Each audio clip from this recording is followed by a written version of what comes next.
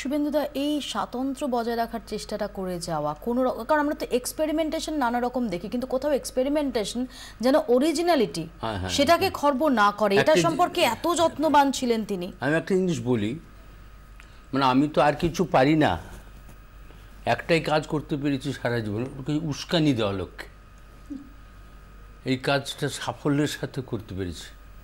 98 সালে আমি প্রথম কালিকাকে বলি, এতগুলি নর্থ ইস্টের ছেলে এক জায়গায় কলকাতা থাকিস, দল গড় না, দল করবি না, নর্থ ইস্টের গান নিয়ে দল গড়। আলটিমেটলি দলটা গড়ে ওরা। দলের নামটি অভিকেত দেওয়া সম্ভবত দোহার, অর্থাৎ ওই আমি দোহার দিলি কেন বলো, ওই কালিকা বলেছিল আসলে শুভেন্দু, আমরা তো নগরের মানুষ, আমরা আসলে মূল গায়ন নয়, আমরা দোহারি। মূল গায়ন তো লোকশিল্পীরা, আমরা হচ্ছে তার দোহার, ধুয়োধরি মাত্র, এই জন্য দোহার না। অত্যন্ত সুন্দর নামকরণ হয়েছে যেটা তুমি বললে। আসলে লোকসঙ্গীত আমাদের কাছে তো আট পৌরে মায়ের মতো, একদম আট পৌরে মা। আমার হলুদের দাগ লাগা শাড়ি পরা আট পৌরে মা, বাড়িতে দামি তোয়ালে থাকলেও খাওয়ার পর ওই আঁচলে মুখ মোছার জন্য দৌড় লাগাতাম। লোকসঙ্গীত আমাদের কাছে তেমনি তেমনি আবেগের জিনিস। এবং একটা জিনিস আজকাল একটা অদ্ভুত ধারণা হয়েছে, একটু বলতে দাও আমাকে।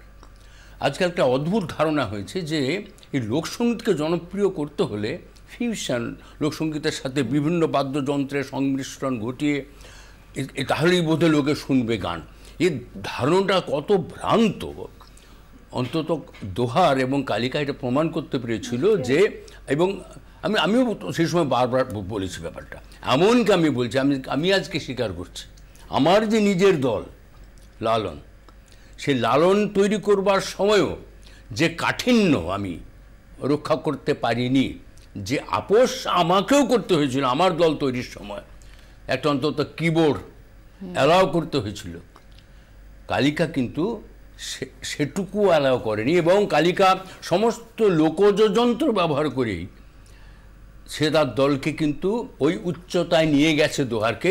এটা তার কিন্তু একটা সৃজন সাফল্য। আমি এখানে একটু কৌশিকদার কাছে আসবো, যে কৌশিকদা একদম আপাতভাবে ভীষণ সাদামাটা বিনম্র একজন মানুষ, কিন্তু কোনো কোনো ক্ষেত্রে এই আপোষ করব না, এই দার্ঢ্যটা কাজ করার ক্ষেত্রে আপনি কিভাবে দেখেছেন, কিভাবে এক্সপিরিয়েন্স করেছেন?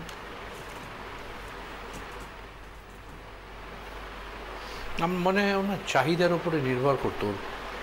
ও ডেফিনেটলি এই জিনিসগুলোতে স্টিক করতো, কিন্তু যখন ছবির কাজ করতে এলো, ছবির যেহেতু অত বড় একটা পর্দা হয় এবং সেখানে একটা মানুষের মুখকে 25 ফুট দেখায়, এত বড় একটা মুখ হয়ে দাঁড়ায়, অত বড় একটা ক্যানভাস, তখন ও কিছু কিছু জিনিস, কিন্তু সেটা কিন্তু ফিউশন নয়, কিন্তু আমাদের শুনতে শুনতে কানে বিভিন্ন শব্দ, আজকে যখন একটা বাঁশিও শুনি আমরা, সেটা একটা ইলেকট্রনিক প্রসেসরের মধ্যে গিয়ে সে বাঁশিটা একটা অন্য সুর হয়, ঠিক তেমনি সাউন্ডেরও ইলেকট্রিক্যাল বেশ চেঞ্জেস হয়েছে।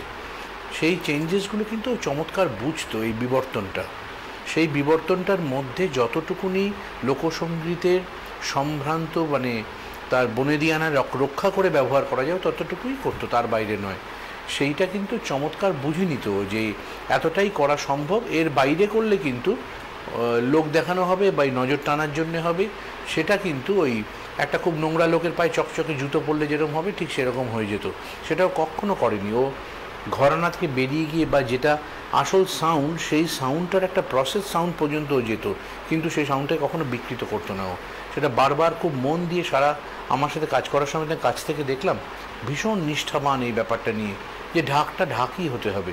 সে ঢাকটা হয়তো প্রসেস করছে অন্যভাবে, কিন্তু ঢাকটা ঢাকিকে স্টুডিওতে এনে বাজাতে হবে, সানাইওয়ালাকে দিয়ে সানাইটা বাজাতে হবে, এবং যাতে সে মানুষটা ক্লিকে বাজাতে পারছে না, তাও তাকে দিয়ে ঠিক করে বাজিয়ে নেওয়া। কারণ ওই একটা মানুষের মানুষের হাতের টাচ, সেটা কখনো হতে পারে না একটা ইলেকট্রনিক যন্ত্রের মধ্যে দিয়ে।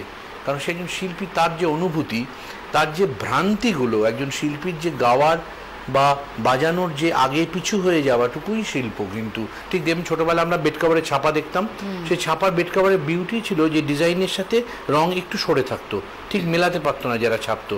ওটাই কিন্তু একটা মানুষ যে কাজ করেছে সেটা বুঝতে পারা যায়। কালিকা সেটা চমৎকার বুঝতো। বিসর্জন তো তার কাজ এগিয়ে যাবে, সেটা দেখাও যাবে প্রেক্ষাগৃহে। কতটা শূন্যতা গ্রাস করে থাকবে বিসর্জনকে এবং বিসর্জনের পরিচালককে কৌশিকদা? বিসর্জনের নামটা তো ভীষণ শূন্যতা গ্রাস করার মতনই হয়ে দাঁড়ালো। এবং কালিকা ছবিটা তো দেখতে পাইনি এখনো, আমরা ছবিটা যে রেডি করেছি কালিকা ছবিটা দেখতেই পাইনি, এবং বলেছিল যে সব রেডি ফিনিশ হয়ে গেলে পর আমরা দেখবো কিন্তু ছবিটা একবার ভালো করে ফাইনাল মিক্সিংয়ের। বললাম যে নিশ্চয়ই।